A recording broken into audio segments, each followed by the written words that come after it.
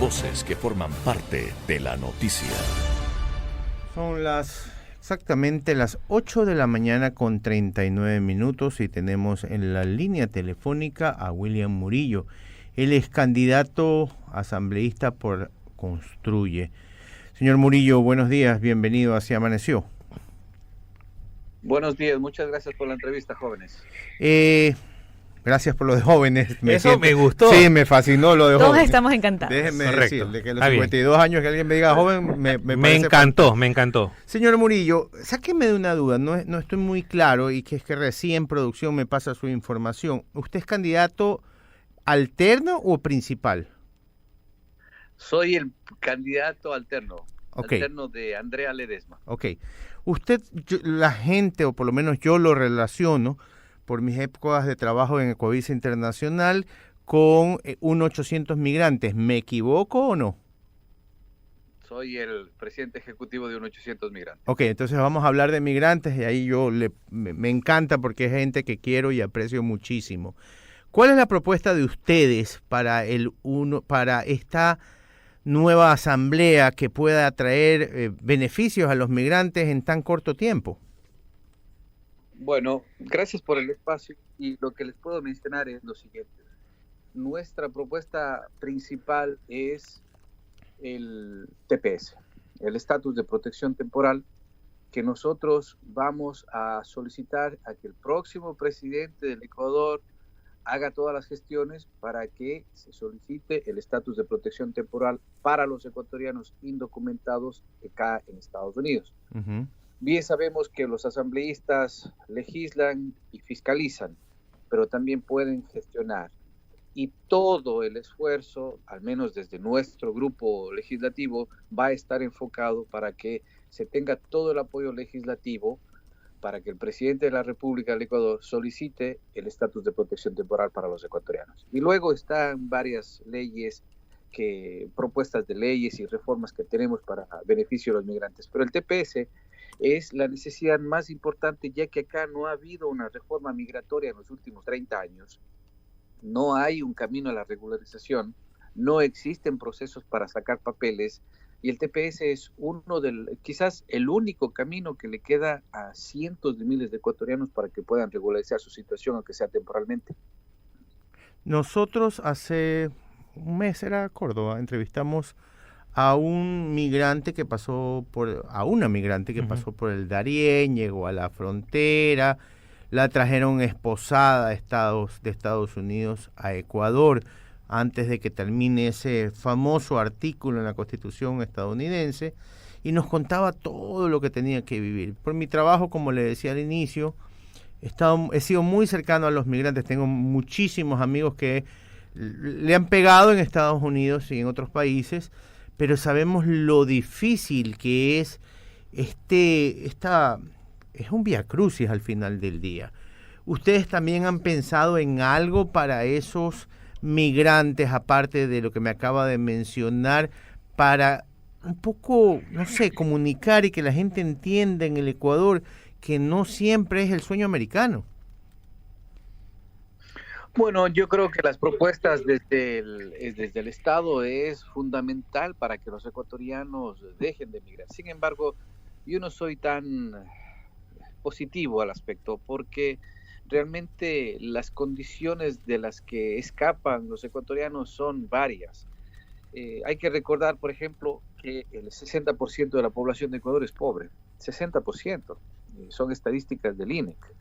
Y luego está el número de ecuatorianos de las áreas rurales, de las áreas periféricas de las ciudades, de las áreas de los cantones, que realmente es el grueso de la migración ecuatoriana. Entonces, en estos cantones donde falta agua potable, donde no hay buena educación, donde no hay buena salud, donde falta servicios de alcantarillado, en donde no hay trabajo estable, en donde reina la impunidad, todo eso es un caldo de cultivo para que las personas digan, muy bien, ya hice lo que tenía que hacer, no hay vuelta que dar, me voy, porque si fulano, que parece que tiene menos aptitudes que yo, lo pudo llegar, entonces yo también puedo hacerlo.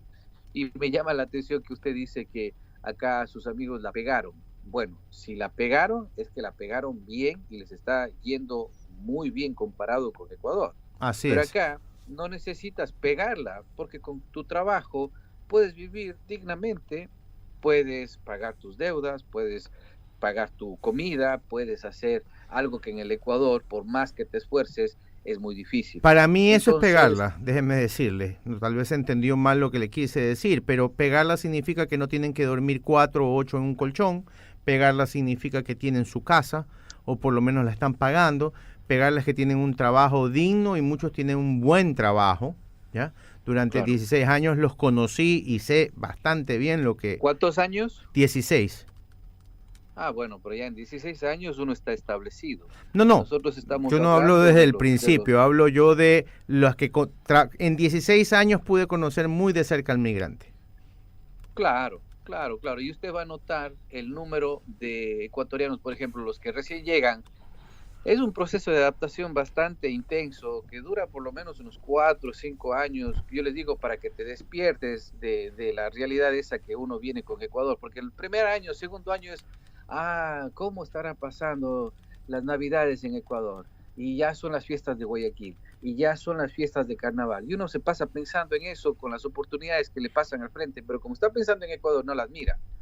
Eso, despertarse, yo le digo, le toma unos 3 años y luego es que empieza la gente a ver las oportunidades que están acá en Estados Unidos y ahí es donde cambia todo. Pero la verdad es de que yo lamentablemente no tengo una expectativa positiva de lo que va a pasar a futuro porque viene sucediendo en los últimos 30 años en diferentes gobiernos y no va a cambiar la situación del Ecuador en 1 año o 2 años. Entonces vamos a seguir teniendo migración aunque sea el presidente que sea el próximo que esté en el poder. Y eso le da una idea de las condiciones difíciles que se encuentra el país y obviamente, los retos que se tienen que enfrentar las próximas autoridades. Son las 8 de la mañana con 46 minutos. William Ronald Córdoba los saluda. ¿Tiene alguna propuesta usted, junto con su partido, de llevar ayuda al migrante que intenta a esta travesía lamentable del Darién y llegar a la frontera llegar a la frontera con Estados Unidos, llegar a México y estar al borde del abismo lleno de narcotraficantes, coyoteros, violadores, policías corruptos, tal cual como nos comentó aquí la migrante que intentó llegar a Estados Unidos y que fue deportada, esposada en un avión norteamericano? ¿Piensan algún tipo de ayuda al migrante que llega a la frontera y tiene que enfrentar toda esta crisis, esta viacrucis para tratar de llegar y poder salvar en algo el bolsillo llegando a tierra americana? Bueno, yo creo que no es una responsabilidad del gobierno ayudar a que los ecuatorianos migren, sino más bien generar política pública para que los ecuatorianos se queden y desarrollar a nuestro país y no tener que emigrar. Lo que sí le puedo decir es que si existiera algo así, estuviéramos nosotros fomentando la migración irregular, cosa que no es lo que queremos. Lo que sí hemos estado proponiendo es una ley de reparación de víctimas de tráfico de migrantes. Bueno, lo que sucede es que la migración no solamente es del Ecuador, pues la migración existe a través de siglos, a través de la historia de la humanidad. Claro, pero en referencia a lo que sucede con lo que nos compete, ¿no? Nuestro país. La ley de reparación de víctimas, por ejemplo, nosotros hemos reportado desde unos 800 migrantes, ustedes lo saben, los casos de decenas de desaparecidos, de decenas de muertos, de niños que se ahogan, de personas que se mueren y que en primer lugar pagaron al coyotero. En segundo lugar, hipotecaron el terrenito, la casa que tenían, muchas de las veces pidiendo al chulco o a la cooperativa y se quedan con 10, 20, 30, 50 mil de deudas. Y luego está que se muere su familiar. Hay que traerlo, repatriarlo. En el mejor de los casos, ojalá la embajada o el consulado ayuden y ya lo llevan a Ecuador. Pagar por gastos funerarios. Y luego está el tema de las deudas, porque muchas de las veces esas deudas quedan a nombre de terceros, del papá, de mamá, del tío, del hermano, y los hermanos quedan sin su familiar, endeudados por el fallecimiento y luego encima las deudas por el tema de que tienen que pagar al banco. Entonces, El coyotero, bien, gracias. El chulquero, bien, gracias, porque se aseguraron con una hipoteca un bien que a la larga no es de ellos tampoco y es iniciado de forma ilegal.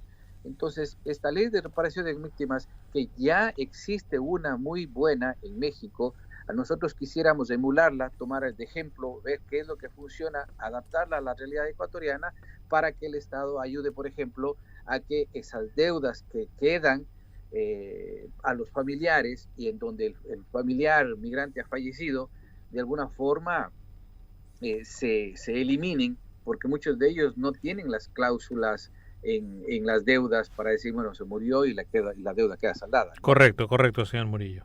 Guillermo. William, queremos agradecerle muchísimo por su tiempo. Le deseamos la mayor de la suerte en estas próximas elecciones y sobre todo gracias por haber estado esta mañana con nosotros. Muchas gracias, jóvenes. Tengan buen día.